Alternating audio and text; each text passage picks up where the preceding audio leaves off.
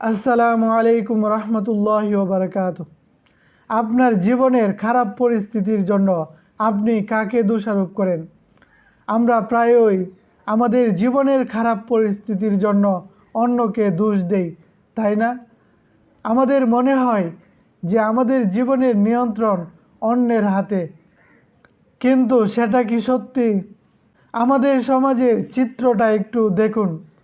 বাবা মা তাদের সন্তানদের ব্যর্থতায় হতাশ হন, স্ত্রী তার স্বামীর উদাসীনতায় ক্ষুব্ধ হন, কর্মচারী তার বসের অন্যায় আচরণে জর্জরিত হন, বন্ধুরা একে অপরকে দোষ দিয়ে নিজেদের সম্পর্ক নষ্ট করে।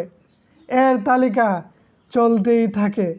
আসলে এগুলোর দ্বারা কি কোনো সমাধান আসে? আসুন একটু ভেবে দেখি। আমরা যখন অন্যকে দোষ দেই, তখন আমরা নিজেদের অসহায় এবং দুর্বল প্রমাণ করি এবং স্বীকার করি যে আমাদের জীবনের উপর কোনো নিয়ন্ত্রণ নেই। কিন্তু সত্যিটা হলো, আমাদের জীবনের উপর আমাদের নিয়ন্ত্রণ রয়েছে।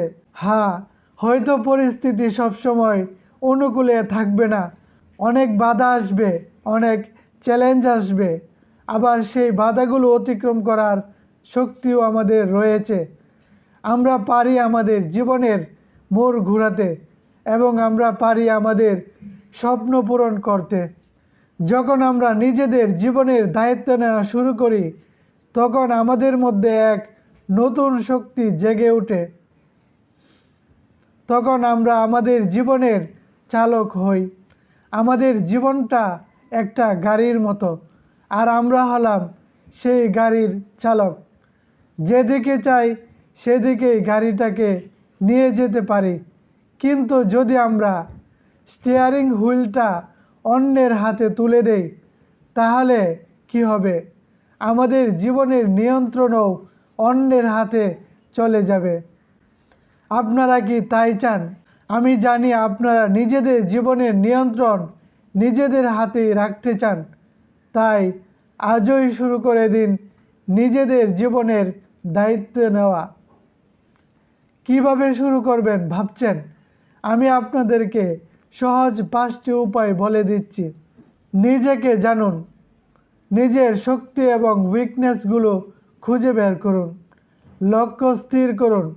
আপনি আপনার জীবনে কি করতে চান তা ঠিক করুন, পরিকল্পনা তৈরি করুন। আপনার লক্ষ্যে পৌঁছানোর জন্য একটা রুটম্যাপ তৈরি করুন। কাজ শুরু করুন, আর দেরি না করে আপনার জীবনের যাত্রা শুরু করে দিন।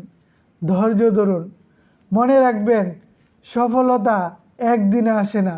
আজ এ পর্যন্তই। আপনাদের যদি কোনো প্রশ্ন থাকে তাহলে কমেন্টে জানাতে পারেন।